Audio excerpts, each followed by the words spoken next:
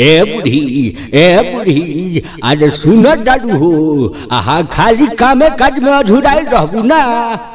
अच्छा बोली का कहतानी।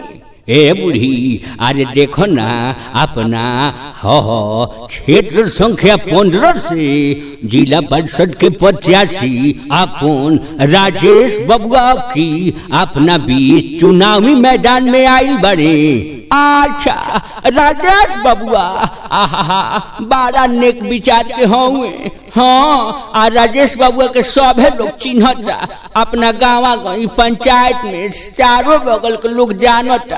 अब की है बचियावता सभे लोग राय कोइले बा हाँ कि अपना बीच राजेश बाबू के जिला पार्षद बनावल जाये। अपना क्षेत्र संख्या 15 के चौमुखी विकास के दीप जलावल जाये।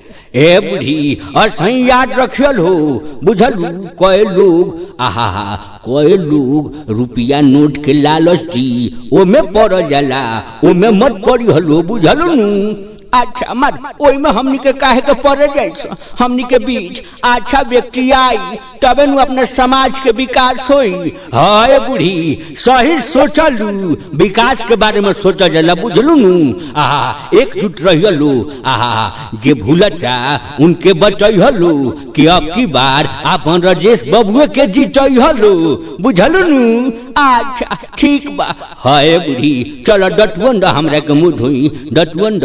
आहा अच्छा ली है डटवन ली।